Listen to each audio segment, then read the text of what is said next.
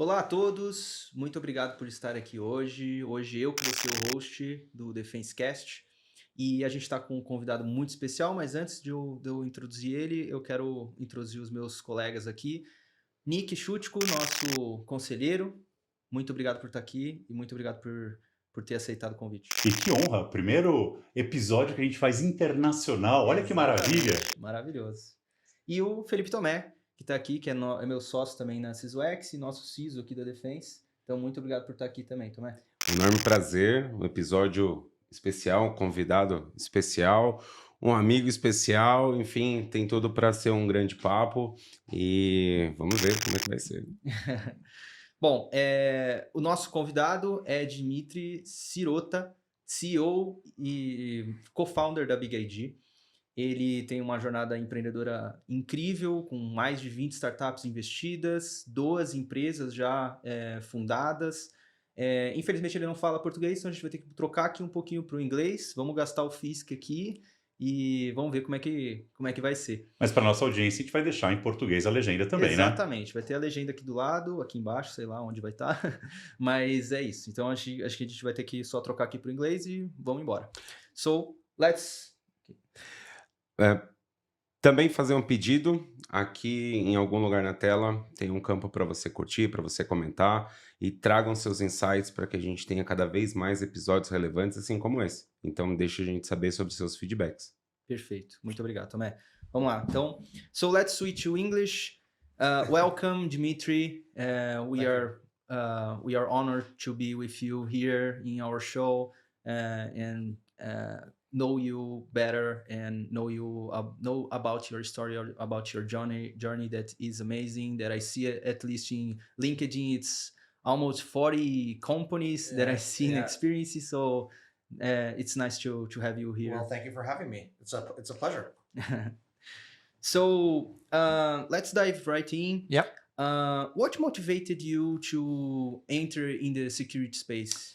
So I've been in the security space almost since I graduated school. So we were just talking earlier. I went to Vancouver to do my master's in physics, actually to do my PhD. I didn't finish my PhD, but I did get my master's. And right around the time I was finishing university, the internet happened. So I remember being in the lab when Mozilla, for those of you, you could probably find it on Wikipedia or a history book.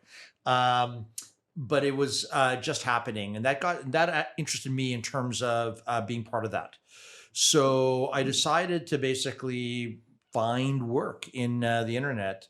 So I worked for a couple of years in various technology companies. I was in Vancouver, not a hotbed, not Silicon Valley.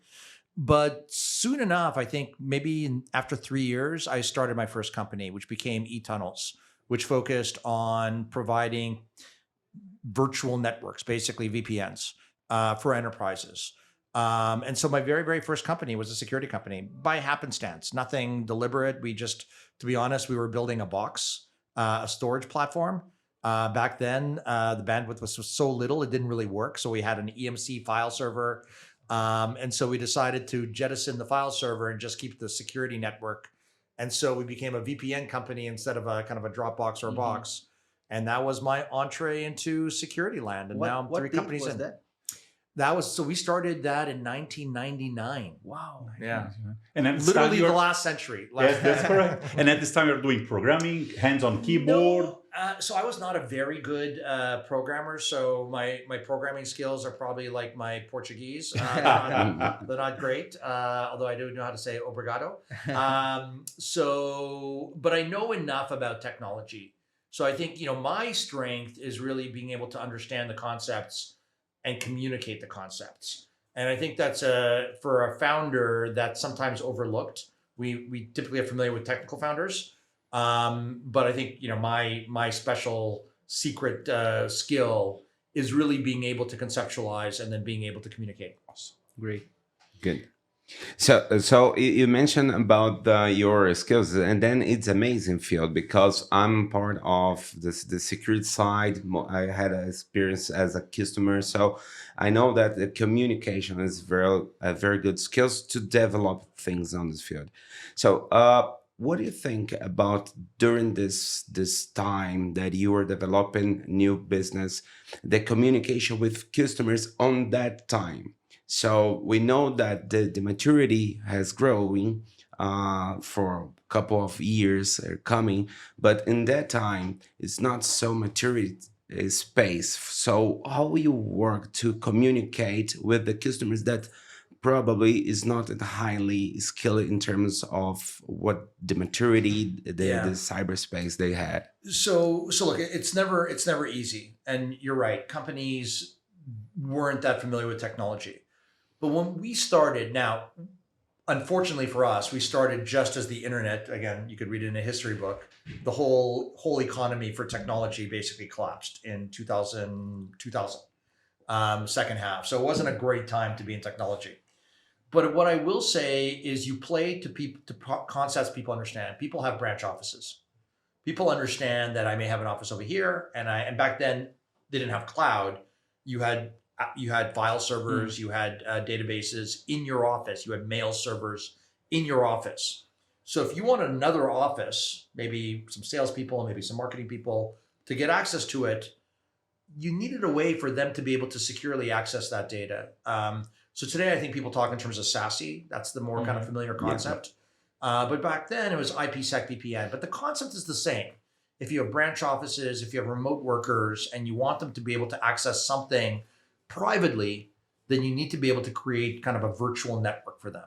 And so we talked to the concept, creating virtual networks securely, simply, speedily.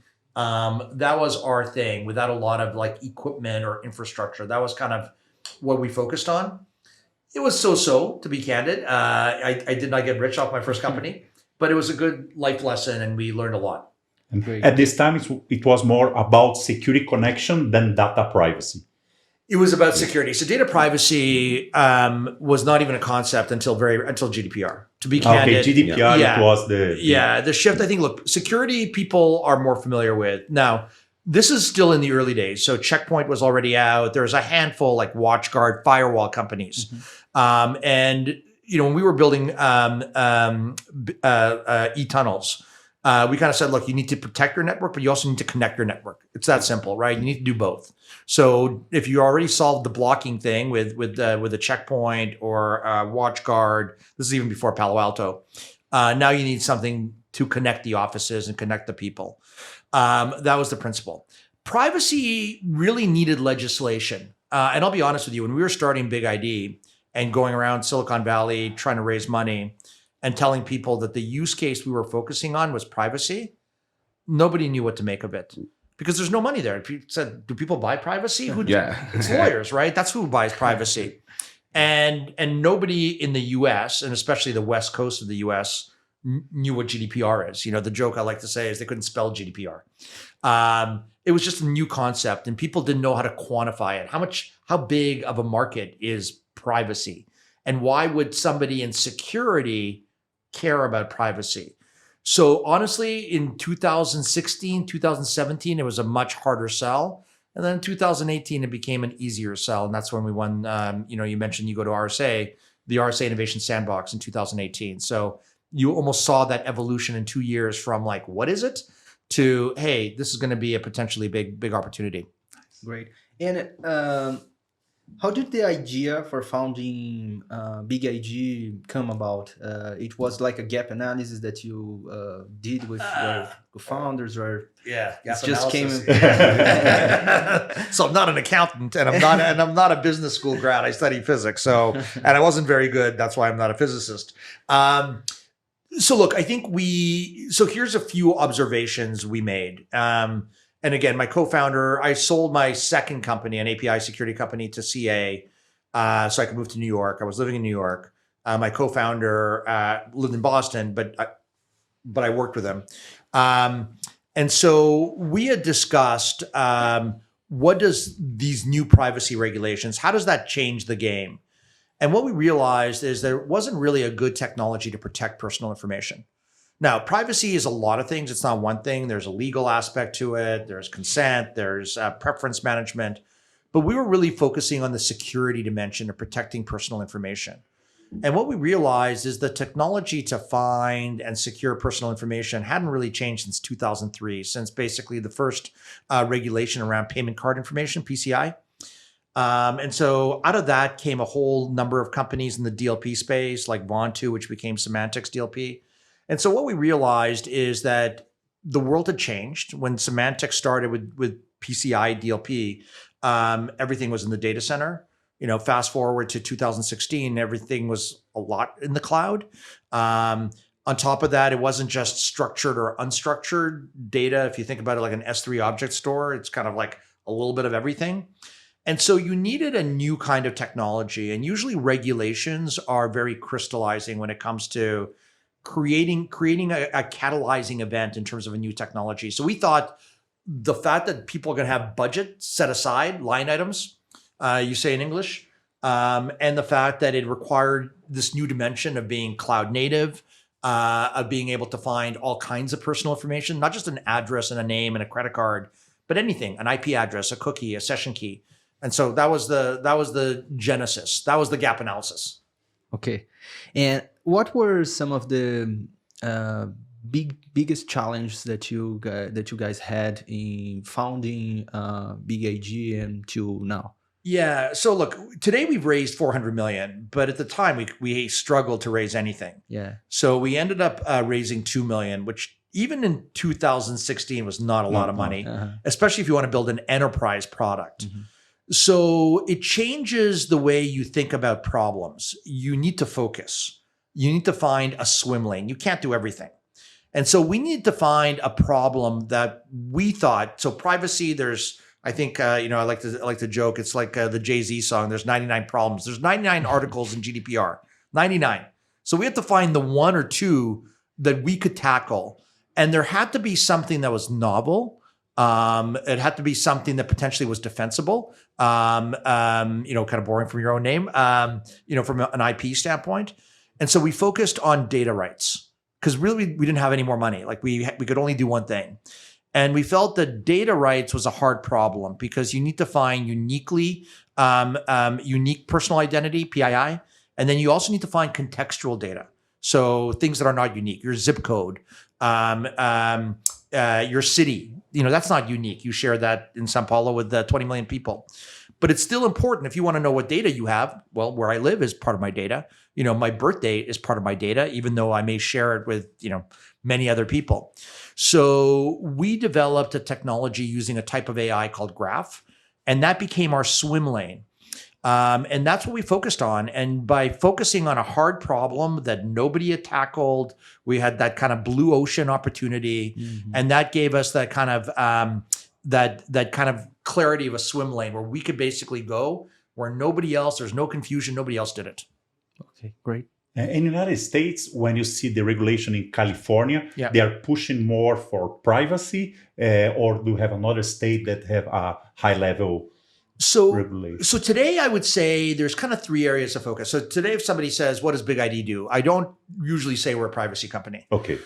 Because that's too limiting. I say we're a data security and compliance company.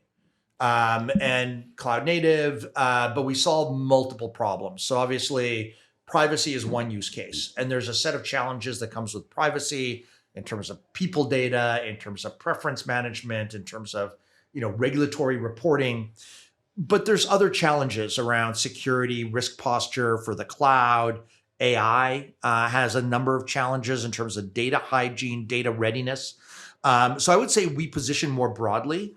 And what we did later in our evolution is we said, look, there's a lot of places we could go. There's a lot of addressable markets when you start thinking about data security and compliance. So instead of picking one, like a lottery where you kind of get a ball out of a basket, why don't we create a framework, a platform that allows us to tackle different use cases? Because the thing that all of these use cases have in common is the need to find and classify sensitive data, whether it's people data, whether it's a schematic for a new chip design, whether it's a contract with a vendor. These are all examples of sensitive data. So why don't we become the best at finding and mapping sensitive data? And then we could build a platform just like on your iPhone or Android phone or in Salesforce that allows us to tackle different use cases through apps or modules. And so we built an app store. It took us 3 years, but that's what we did. And today, having that app store becomes, again, its own kind of defensible moat as well. It's amazing. And what can you tell us maybe one or two real use case that BigID was a game changer for some of your customers? So look, DSAR, data rights. So under LGPD, under CCPA in California, under GDPR, and today, just for your audience, there's, 200 regulations. There's, I think, 10 US states that have them. UK has their own. So there are many versions of these regulations.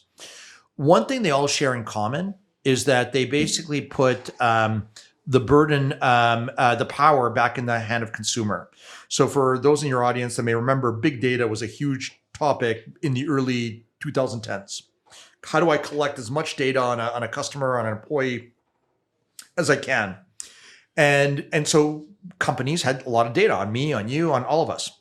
And what GDPR did is they said, no, that data actually belongs to the consumer or the employee. You, the company, are just the steward. You're the custodian of the data. You could take care of it, but if they want it back, you got to give it back to them. And so they have a new right, a natural right to access the data. So they could say, tell me what data you have on me, or to delete the data, saying, I don't want you to have any data. I'm moving to a different company. So we focused on that use case. That was the swim lane that I talked about in terms of data rights. It's a hard problem because you got to look everywhere, not just in one data store, right? Think about it. These laws were passed by regulators, legislators. They don't know what a SQL is. They don't know what an S3 bucket is. They don't know what a snowflake. They think a snowflake is something that happens in Canada, in Whistler. So you need to find a solution that looks everywhere, looks for unique and contextual personal data, and then has the ability to figure out if it's mine or yours, even though some of it, like the city, could be the same. So that's what we developed. And believe it or not, just with that, we were able to do 5 million our first year, 15 million our second year. By having that focus, we were able to find enough customers, big customers, like Nike was our very first customer, paid us almost $500,000 because it's a big problem. It's a hard problem. And even today, I would say we're still the only ones that solve it. Now, BigID does more, but I would say that use case has an immediate, because if you fail, you get a penalty and potentially a lawsuit. So there's a big kind of like penalty if you don't do it. And I would say today, we still do it better than everybody else. A little plug for BigID. Yeah, and when you see Europe, they are more used to have compliance and regulations. Us here in Brazil, we don't have too many regulations, not part of our DNA. We are learning on the fly, with those regulations, because sometimes we apply a regulation and nobody's following it, and that's okay. Yeah, it should be completely different. No, we need to follow the rules. Yeah. So look, I think, lesson I've learned in 3 companies and I've invested in 30 and I'm an investor in like 7 or 8 funds. I think when you start a company, there's basically three ways to start a company. You're either solving a problem for efficiency. So maybe there was a firewall and now you want to do a cloud firewall or something. You want to make it a better firewall. Or you want to basically orchestrate events, right? So you develop SOAR or something. Another way is you follow the regulations, right? New regulation comes along, EU AI Act, whatever that is, and a little bit of an ambulance chaser, as we say. But basically, the nice thing about regulations is there will be budget. There must be budget, right? So the year of the regulation and the year after, there's money set aside. And then the third way is just risk, right? I think in security, how much is security? Well, there's never enough. You could always. Yeah. So I would think something that deliberately deals with mitigating risk. But those are basically your 3 options. And when we started, we focused on the one with regulation. But today, I would say BigID in terms of security and compliance more broadly, we address, sometimes we address the risk mitigation. Sometimes we address just the efficiency and cost, like data retention, data minimization.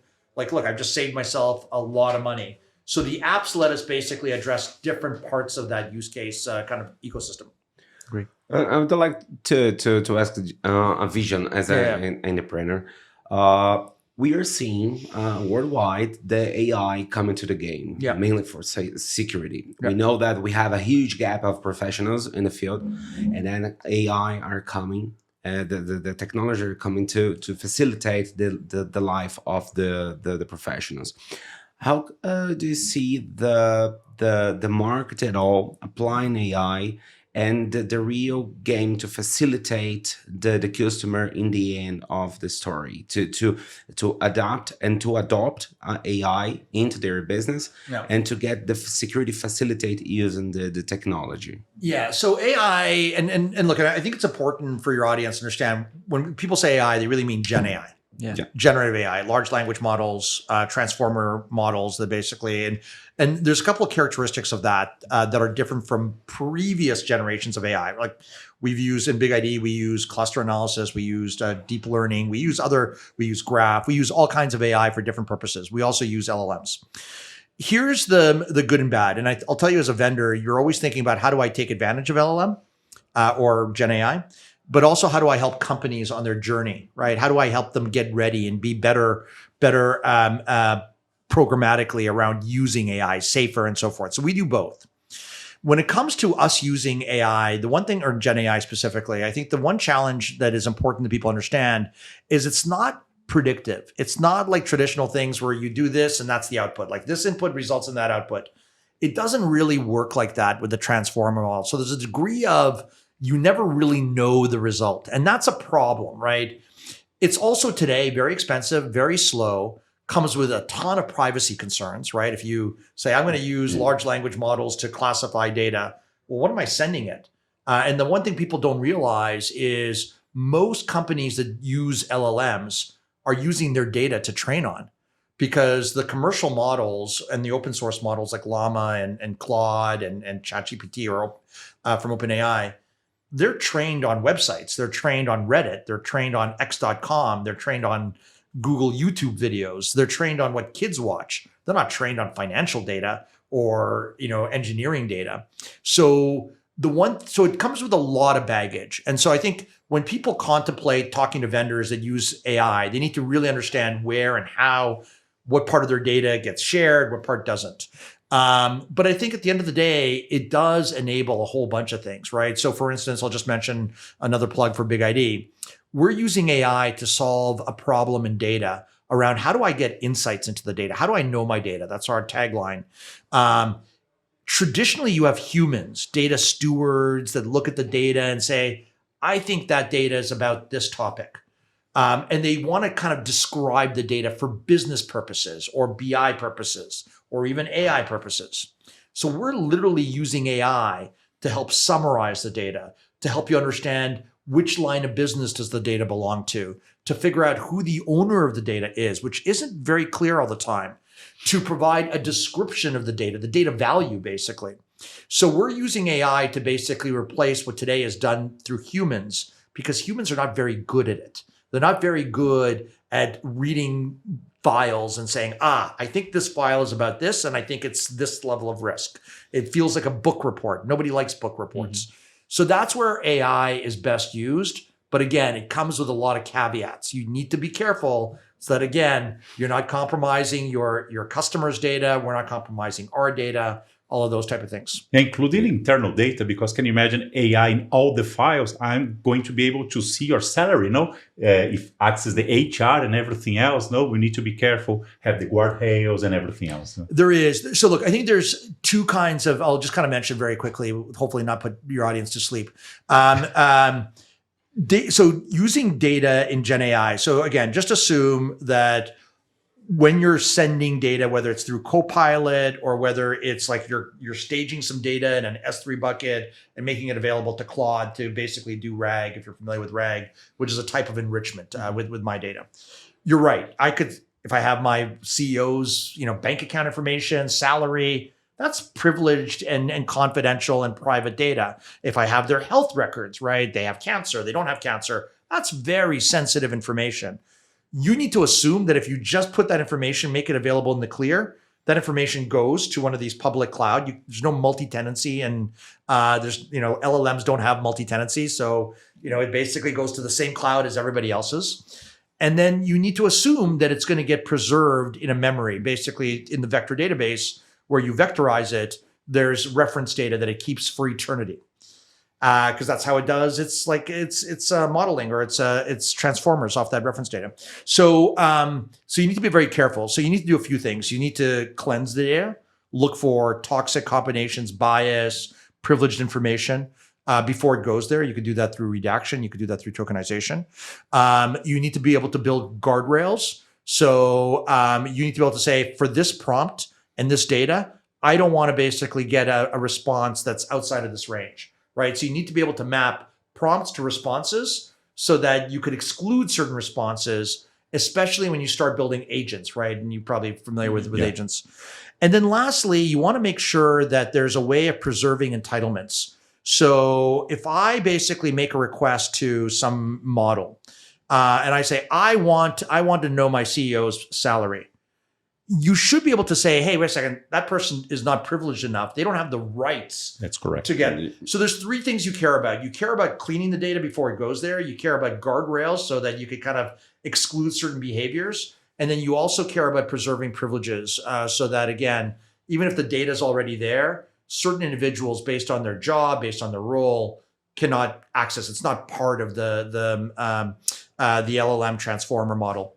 And what's the role of BigID in this landscape that you... All three. So we're focused on 4 areas where we help companies. So this is different from us using Gen AI. This is in terms of how we help companies on the journey. Step 1, and something that everybody needs to do, classify your data. I need to classify it by business description, right? Is this a mortgage document? Is it an insurance policy? Is it a W-2 form in terms of payroll? What is it? And also classify by sensitivity. So the first thing we do, and we do this in every country, is just classify, categorize your data. Basically, segregate and separate the data. Step 2 is all about what I talked about earlier, cleansing and compliance. So you want to, once you've all found the data, you've segregated, you've put a bunch of data maybe into an S3 bucket to train on mortgage documents. Now you want to basically look through the mortgage, take out salary, payment. So you need to cleanse it through redaction and tokenization. So we do that. You want to run the data through certain regulations checks. So we do that as well. So basically compliance checks like GDPR. Thirdly is all about access control. And access control takes 2 forms. It takes the form of, I have a model that I'm training, a commercial model that I'm training on my data. So I need to document which models have access to my data. That's actually a legal requirement now with the EU AI Act. So we do that. We could find the models and we could tell you which models are using what data. The second piece is really more that kind of co-pilot agent piece, where now you want to manage access of the co-pilot to your data. You know, what data goes there. So you need to be able to intercept the data. You need to be able to capture the prompts and the responses. And then you need to be able to preserve privileges. That part we're building, but we are building it. The fourth area that we're talking to customers about for the more mature customers is about just risk, overall risk posture and risk control. So we focus on 2 types of risk. One is just understanding from a security standpoint. So you're a CISO or somebody who works for a CISO, understanding, you know, what models do I have? Have the models been tampered with? What data? So as part of our DSPM offering, we offer AI SPM. The second type of risk is a legal risk. How do I do an assessment? And so we do that too. So classify, cleanse, access, and risk. Those are the 4 areas. That's amazing. And BigID, for me at least, it's one of the most innovative companies that we have worked here in Defense. And how do you guys pursue innovation there? It's like a culture thing, a mindset, or it's a process, or maybe a little bit of each? It's a process. So not all of our engineering, but some of our engineering is in Israel. My co-founder is in Tel Aviv. We have about 150 people there. We also do enginering in How Poland. many people in total? We're 600 people in total, around 600, yeah. So we also have staff in Poland, engineering. We have staff, we obviously have staff in Brazil, but we also have development in Portugal. We just added development in Buenos Aires as well. So we have a few places where we do engineering. And again, the core discovery classification is Israel, and then the apps you could outsource to different markets because they basically just use our API to access the data. So how do we innovate? So look, I think we talk to our customers. So now that we're bigger and have hundreds of customers, they give us ideas. Candidly, we get together, we talk about, hey, this is an area, especially around AI.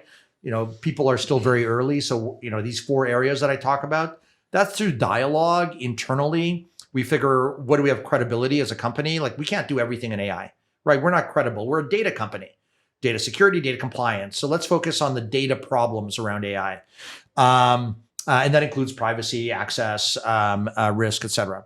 And so we do that. And then, look, we are very well aware of what our competitors do. So we go, oh, that's interesting. So I think there is, when you start a company, it's a little bit more like there's 2 of you or 3 of you, and you're kind of taking a leap. You're making a guess. I think as you get bigger, you get signals from a lot of places. You read things, about the industry. Like, I would say I'm pretty good with the data security and compliance industry. And now there's a market. So you see, so I think there's just a lot of signals, and the challenge becomes kind of filtering the signals and prioritizing the signals. Yeah. Okay. I used to work for a lot of startups like Ironport, Scaler, FireEye, For Scout, Nozomi, and sometimes they struggling to look like a global company. Why? Because they focus too much on US or too much on Europe. When you say that you have developers around the world, you have a big operation here in South America, you really look like a global company. It was since the beginning, or it was through the journey? Since the beginning. So I have a different philosophy that I would say a lot of other companies. So look, in America, there's a bias to America. Yeah. Right? Most people in America, I think half the country doesn't have a passport, has never left the country. They think Miami is Latin America. So I think my worldview is a bit different. I was born in the Ukraine. I lived as a kid in Israel. I lived for a year in Italy. I lived in terrible places in Canada like Winnipeg. I've lived in Seattle. I've lived in New York. I now live in Miami. So I have a bit more of an international perspective. I also have a slightly divergent view. Yes, America matters. It matters if you're raising money in America, which is where most of the venture capital is. But America is not alone. And what I would say is the distance in terms of problem setting has never been narrower, right? I was just in Tokyo last week. So when I talk about the need for privacy, cloud data security, the need for AI, everybody gets it, right? I was actually in one meeting. We had a translator, a large industrial company, and we do have customers in Japan as well. We're going to build a beachhead there now. I was in one meeting and I mentioned the data classification for AI. And the whole meeting was them speaking Japanese, me speaking English, plus a translator. But for that moment, he said in English, broken English, this is very hot topic because his CEO had sent an email. So this is a universal. I was just in Dubai. We have staff in Saudi Arabia and Dubai and UAE as well. They have the same issues. They have privacy, they have cloud data security, they have AI issues. So I would say that there's a lot of universal issues. It's no longer a case where you go to Europe and they go, oh, I don't understand what you are saying about this risk. They get it, right? The internet is global. Technology is global. So that's one thing. The other thing I will say, and is often overlooked, is getting into a country is important to do early. Establish a presence. These countries are very loyal. So I was in Dubai. We were talking about the SIM space, who I'm sure your audience is familiar with. And one product that has a lot of traction in UAE is Logarithm. Logarithm is not a huge player in the US, not anymore. Certainly not at the level of a Splunk or a Datadog or a CrowdStrike. But they're a huge player there because they got in early. They got those lighthouse accounts, and companies stayed loyal. They created skills on the ground. People knew how to use it. And so what I would say is we came into Brazil in late 2018. We started selling in 2018. Before the pandemic. Yeah. And today we're selling. We have customers in Argentina. We have customers in Australia and Singapore and Hong Kong, like HSBC and others. We have customers in Japan. I would say that for us, it's important. And I think it helps build credibility. It helps make you a better company by being able to address privacy concerns in Saudi Arabia as well as in the US. We would not be a great privacy company if all we focused on was California, right? Because there's a million companies that focus on it. But we understand the Brazilian market. We understand the Singaporean market. We now have customers in Indonesia. We have customers in Malaysia. So we've become a better company as a consequence. Yeah, diversity since the beginning. Yeah. Yeah. And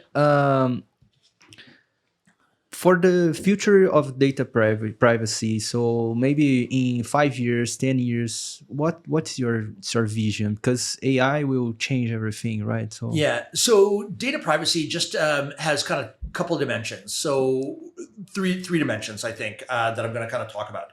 So one is kind of a security dimension, which is really about protecting personal data, finding it, protecting it, because you can't protect what you can't find. So first you got to find it, because data, I like to say, is not like a Romulan warbird.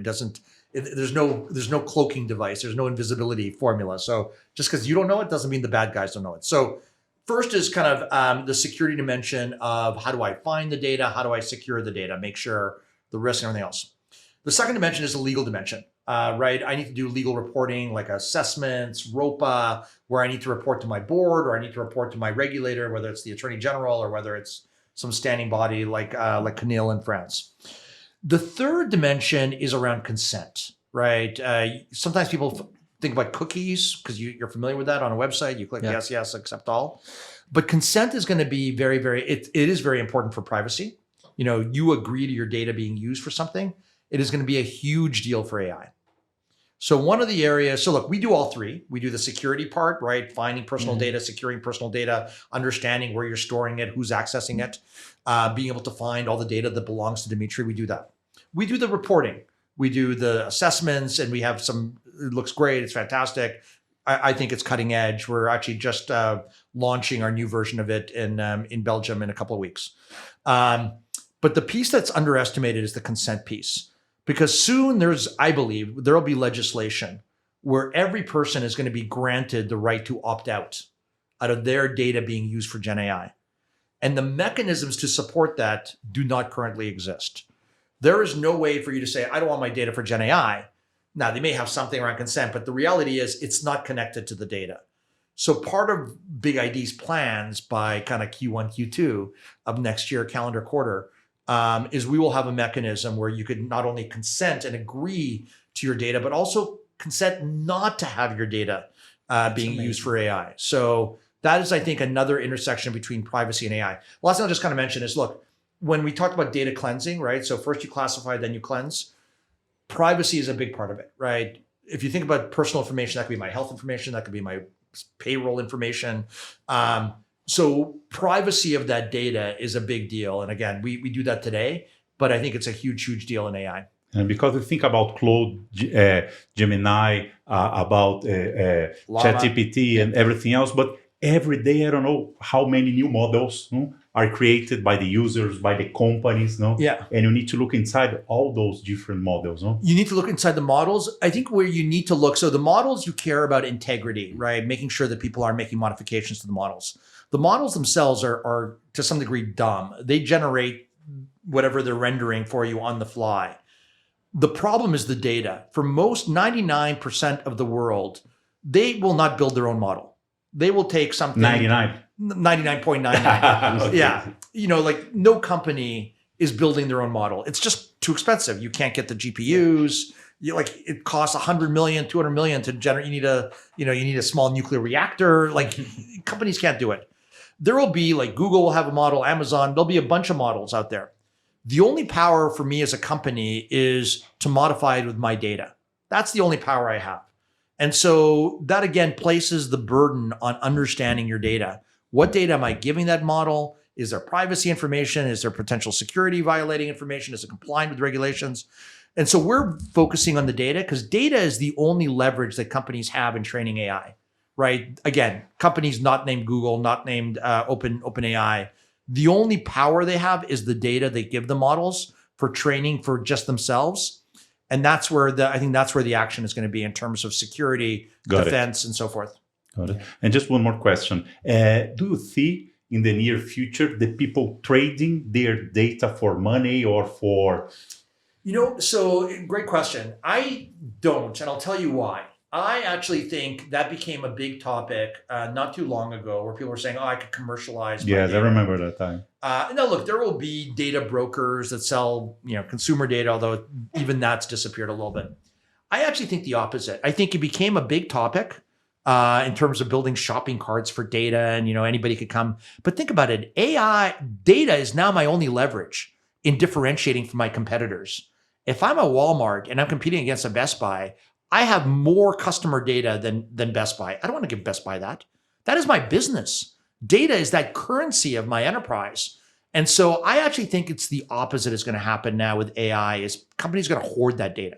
Now, they still need to classify and figure out, but I think that data has become gold. So in security, we sometimes talk about the risk around data because it's crown jewels. Mm-hmm. But jewels are valuable, right? I think there's a few jewels that you guys produce here in Brazil, right? So jewels are high risk, they're high value. And so I think because of that, I think companies are going to basically focus on how do I extract the most value from my data? But I don't want to sell it to anybody else. No, makes completely sense. Thanks for sharing. I would like to make a question and keeping the vision of future. We saw that the world is getting complex, so the risks are being complex due to the technology being complex. Yeah.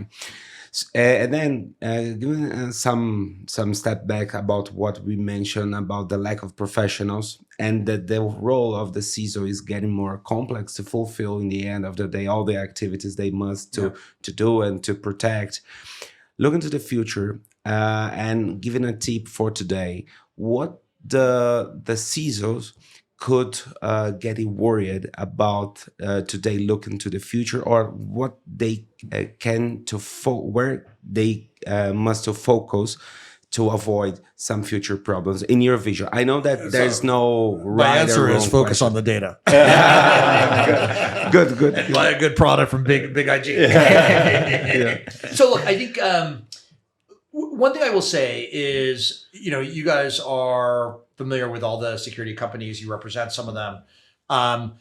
Take a step back. Think about what you really care about in security. At the end of the day, you care about two things. You care about resiliency and availability, and then you care about data, right? So if I'm an endpoint company like CrowdStrike or Symantec, yes, I'm not really, what I care about is the data being exfiltrated or whatever. It's the data. If I'm a firewall company, I don't want that data leaving my organization and somebody bad coming in. So at the end of the day, I think, the reality is that data is really that kind of fulcrum. It's really that pivot point. It is the crown jewel. And so I think historically, not a lot of companies focused on the data because the data is hard. It's messy. It's kept in a lot of places. It's sometimes stored in machine language. Sometimes it's human language, like an unstructured. It's hard, which is why there hadn't really been a lot of innovation. It's look like when a bank.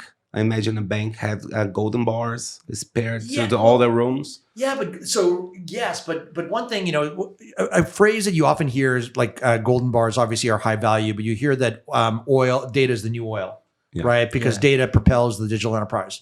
But here's the difference between data and oil. My data is different than your data. Yeah. It has, it means a lot to me. And so whereas oil, I could get it from like Petrobras or I get it from like Venezuela. It kind of looks, it's kind of black. I don't know. It kind of looks all the same. Yeah. It looks, one barrel is the same as another barrel. But if I have a data that's around a new fantastic nuclear reactor that I'm designing, and I don't want that to get into bad persons or bad companies or a criminal gang, it's very specific. So I think that the difference between data and oil or gold bars, yes, data has value, but data has difference. My data is different from your data. My company's data is different from that company's data. Data about intellectual property or a customer or health records is different than data about a cookie recipe. So that's part of the challenge around classification, categorization, contextualization. And that's what makes data hard, why nobody really wanted to focus on it. And we kind of said, okay, well, you need to focus on it for the privacy use case around data rights. And from there, we kind of keep building and building. And hopefully one day we'll be like the data security and compliance company. So when people think about data security and compliance, they'll say, oh, BigID, of course. One day. Yeah. So just leaving a little bit aside the technical part, going into a more personal level. What was your inspirations to become an entrepreneur and to start a business? Yeah, look, my parents, immigrants, uneducated. They did not get a physics degree. They didn't get any degree. And they had a business. First, my dad repaired jewelry. And when I was younger, he made sure that I learned how to repair jewelry and sell jewelry. So I'd always have a job, no matter what country I went to. But I think they were entrepreneurs. And look, it was hard. Their business was difficult, and they eventually lost the business in the 90s to recession. But I always had a bit of that bug, right? It's kind of like what I knew. My parents, their friends were all kind of business owners. Now, I didn't want to have a jewelry business, but I still stayed in the crown jewel business. So maybe I didn't put it in a ring, but I still figured that it's something around being able to understand the 4 C's of your data, right? And so that was kind of, I think, the motivation is that it just kind of felt natural to me. It was familiar to me. And look, I'll be honest with you, being an entrepreneur and being in tech is great. Like I don't think I was made for working at a Goldman Sachs or a Morgan Stanley, not that they've ever offered me a job. I think people that go there have great careers but it's very different than tech. The nice thing about tech is it's constantly changing. It's constantly, the technology changes, the problems evolve, the regulations change, the competition landscape evolves. And there's some days that are fantastic. When you win a big customer, there's some days that are terrible when your competitor won the big customer. But it's interesting. It's interesting. It's fun. Look at me here. I'm in Brazil. Last week I was in Tokyo. Yeah. I'm going to Saudi Arabia in a week. So I get to meet lots of people from around the world. And what's great is, again, the world feels very big, but when you travel to all these places, it's the same set of problems. And so it feels much smaller. And that's also a nice little feeling. But again, I think it's just a variable business, and I think it's exciting and it's fun and it's constantly challenging. And that's part of the reason I became an entrepreneur. No, that's amazing. Awesome. Because you're not talking about 5 or 10 companies that he's an investor. It's more than 30 and more 10 as advisor. No, yeah. How do you decide who you're putting your money or your time? I'm not asking the big secret, no, but how do you see the... So honestly, I usually try and go in with an investor that I know. They do the diligence. I don't really have the time to do diligence. So typically if somebody says, hey, I'm investing in this company and they're a VC and I trust them, they tell me the idea, I go yay or nay. It's not much more than that. Okay. If I get along with the founders, but I would say as an investor, I'm not like Sequoia that has a dedicated team that looks at the financials, does gap analysis. Somebody I know is going to invest in the seed or the A round. And I say, I really like this company for this reason. I meet them, I go, yes or no. And that's kind of it. Okay. Thanks for sharing. And what about the advisor piece? The advisor, whoever wants advice. Sometimes entrepreneurs want advice. Many times they do not want advice. So if somebody asks and it's something that's interesting to me, I'll do it. I would say, I have less time. And I travel almost every week, so it's harder and harder. I'm not around to give advice. So I'm probably doing less of it. Whereas investing, it's a bit more passive. You give them the money, and then hopefully in 7-8 years, you get something back. Fingers crossed. Yeah, fingers crossed, especially in this day and age. But I would say, look, I think if you have value, some people do ask you for advice. Like I said, it's becoming harder just in terms of time commitment and availability. But even investing, it's fun. It's a hobby. And the new generation, what do you see about the new entrepreneurs comparison in the time that you start to Yeah, so look, again, when we started eTunnels, as I mentioned, we had to buy a big server from EMC. EMC doesn't even exist anymore. It's part of Dell now. And we used IPsec VPN, and nobody even uses that term. It's all SASE now. Look, I think it's much easier to build. I remember when cloud came along around 2007, 2008. And it completely changed the game in terms of the cost of getting software, because you no longer have to buy servers, data center. It really made things easier. You'd have IDEs in the cloud. And I would say AI is doing the same thing, right? Not only is it going to help you in terms of code quality, but now, there's tools that basically write code, right? You could build simple apps in Replit and other tools. And it'll be interesting to see how that completely changes the game, right? You may not need a developer pretty soon, right? So the cost, and that is the principal cost in any kind of engineering effort, is the engineers. And now, you're going to have like, I don't know, Gemini or Claude or some other company that takes the best of them, maybe one like Perplexity, but just for coding. And yeah, so I think it's going to be interesting because you're removing the last barrier to entry. Now you could just be an idea person and a salesperson. So yeah, good. And I don't know if you have the same problem, but I'm as an entrepreneur, I really struggle to have a balance in work and personal life. And how do you balance going travel every day or every week? So look, it's not great. So look, it didn't start off that way. Like I didn't travel every week when we were younger as a company. My kids are a bit older now. One's in his early 20s, the other one's in his late teens. But it's hard. Like, I'm taking December, I'm not traveling. I think the challenge for us is just, we literally have customers and teams in a lot of places. And we run fairly virtual. The only real office we have is in Tel Aviv. Everything else is virtual. And so one thing that, they don't teach you in business school is when you run a company like that, you become the company, right? You're the personification of the company. So it's important for the team here to see me. Tomorrow I'm going to see the team in Buenos Aires. So, I'm the representation of the company. So I do need to be there. And same thing with companies, right? We've been meeting our clients here. We have almost 100 clients in Brazil. They want to see you. So I think I would say the balance is not great, but it's a little bit easier for me because again, my kids are a little bit grown and I've been married for 24 years and I think my wife is fine with it now. So no, that's good. Because when I used to work for the startups, I'm glad to have the executives here to show to the customers, to the partners, not just me and the system engineer, who you have all the net team behind us to support in anything that you need. Yeah. Look, we become the personification, right? And I think, the representation of the company, right? But yes, I think balance is something. Look, if you're going to be, as your company grows, it's hard to maintain a balance. I think the reality is, if you want to maintain a balance, go work for the government. Yeah, that's it. And when you start a company, you create a company, and when you are scaling in the company, the transition is very difficult. How was this transition for you guys? To scale? So look, at every stage of a company, there's new challenges, right? So when you start off a company, you're trying to find that germ of an idea, that one thing, and frankly, you're trying to find your first customer. That is the hardest part, right? And I think you sometimes hear people describe it as product market fit, right?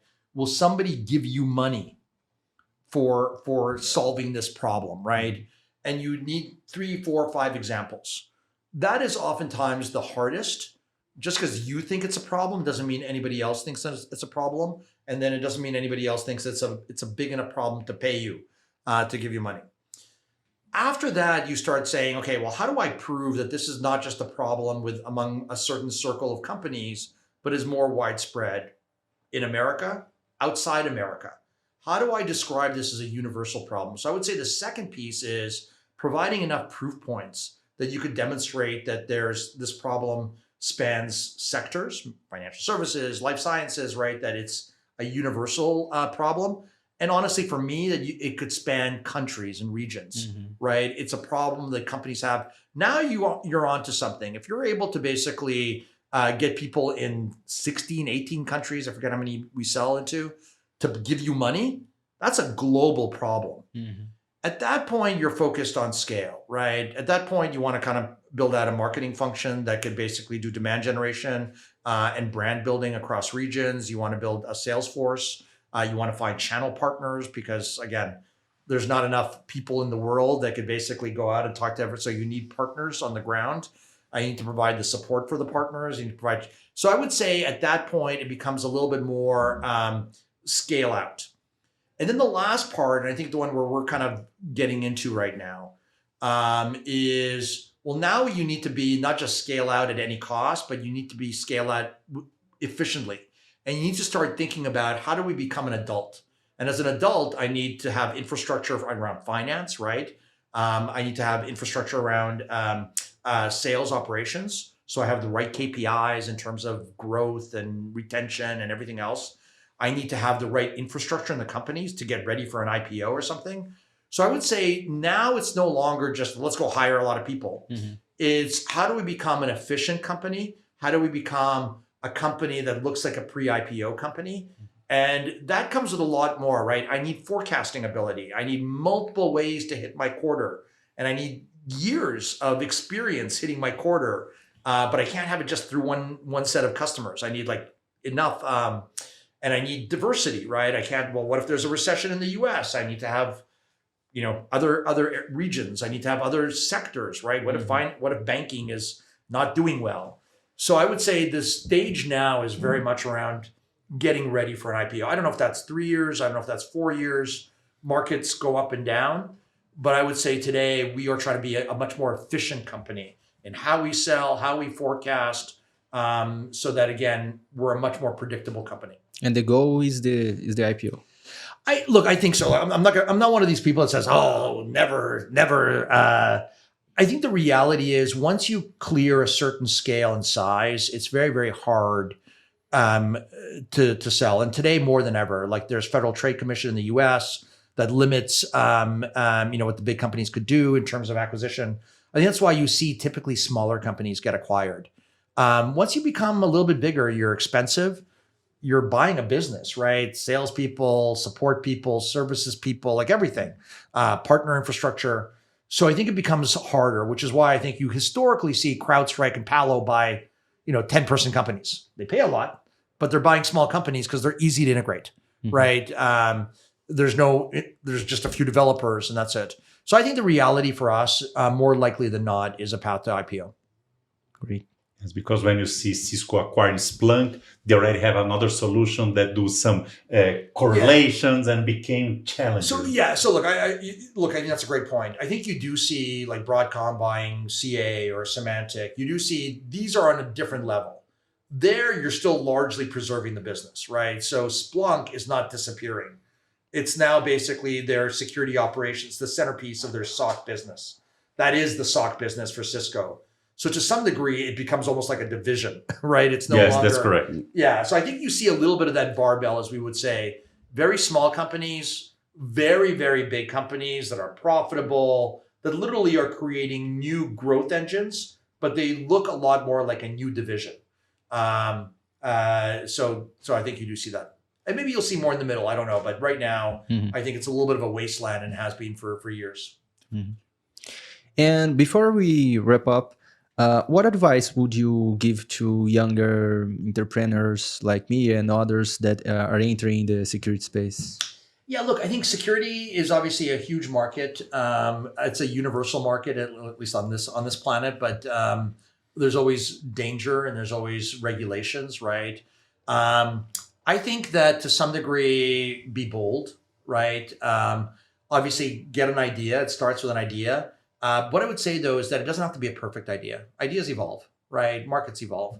I think that there needs to be enough of a germ, but don't be afraid if it's not perfect. I think sometimes you just want to get started. You build a straw man. You iterate and iterate. A couple things you do need to think a little bit about. Is it a big problem, right? Is it like a big market? Because investors care about big problems. They don't care about tiny problems. Unless you could add up, there's enough of that. Is it a defensible, like whatever you're planning to do? Can I build some level of defense, or is it something that anybody, with a Replit account could copy in 2 minutes? So defensibility is nice because it gives you a little bit of time. Can you communicate this idea? Right? If it requires you to talk in kind of jargon or gibberish that only a certain priesthood will understand, that's going to limit your market.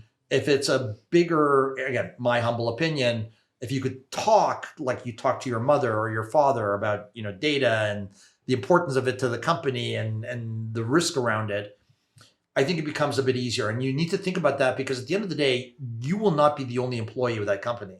You're going to have to hire marketing people and salespeople and SDRs, sales development people out of school. And if it's not easy to communicate, it becomes hard. Last thing I'll just kind of leave and then we could kind of wrap up. I would say that I believe as an entrepreneur, and this is, again, Dimitri's worldview, just like, being international sooner and establishing kind of a beachheads. I also think it's something that you should take on a few roles. I think too many times somebody says, I'm the engineer, I'm going to build a product, I'm going to go hire my first salesperson. I disagree. I think the founding team needs to sell the first dozen customers. It needs to do the AdWords on Google. It needs to do the events where you basically, so for a year, we were 6 people. I had booths in my garage. I would ship them to, one was 10 by 20 feet, one was 10 by 10 feet. And we would do the events. Mm-hmm. I wrote the white papers. And the reason I say that is not to brag, but it's this belief that just like an immigrant, you kind of need to sweep the floors. Mm. You need to touch the customer. You need to understand the customer. And I think sometimes where people kind of say, well, that's not my job. I just go use a recruiter and hire a CRO. That's their job. But if you've never sold that first deal, you don't know what it takes. And so how could you go hire somebody when you yourself don't know what kind of person you need to hire? So that's what I would say. I would say don't be afraid of getting into the muck. Think like an immigrant, right? Not like a Harvard MBA. And one last question from my side. It's about the culture, because when you're 10 people, 20 people, it's easier to guarantee that we share the same values. But right now, too many employees all around the world. How do you do that? So a couple things, and it's actually interesting. So one is we try and codify our culture, but because we are international, we try and not make it complicated. It needs to translate easily. So it's care, do, try, and shine. That's it. Can you repeat, please? Care about customers, care about each other. Mm-hmm. Do, so transitive action, kind of like Nike. Just do it. Try, more speaks to quality, right? Don't just, if you're going to do something, make an effort. And then lastly, shine, which is really about celebrating success, right? We do that internally, whether it's a customer success, whether it's an individual contribution, celebrate that, because people, if you think about kind of ancient Greek and origin stories, people love stories about heroes, right? And that's what we all remember, and that's passed down through poems and epics. And so I think it's that simple. Care, do, try, and shine are the principles that we've kind of defined, and that translates relatively easily across languages. And it's memorable, right? So it's easy for people to recall. Yeah, I like that. Congrats. Awesome. So, Dimitri, it has been truly a pleasure to be with you here, and your story is very inspiring for everyone. For me, at least, I think for all of us. All of us. I think for all of us. And thank you so much to spend the time with us. Okay, well, thank you guys for having me. Yes, for sure. Thank you so much. Querem adicionar alguma coisa em português aí pra galera? No começo, eu disse que o episódio era eminentemente, potencialmente atrativo e de muita qualidade. Então, espero que vocês tenham gostado. É isso. Então tá bom. Obrigado, pessoal, por ter visto aí até o final. Foi sensacional, realmente. Foi uma aula aqui do Dimitri com visões incríveis. Aí, olha lá, um MBA. A parte de AI Security, então, foi realmente incrível. A visão dele é bem diferenciada. Espero que vocês gostem e curtam e comentem aí pra gente fazer cada vez melhores conteúdos para vocês. Obrigado. Tchau, tchau. E obrigado em português. Obrigado. Obrigado. Obrigado. Thank you, Dimitri.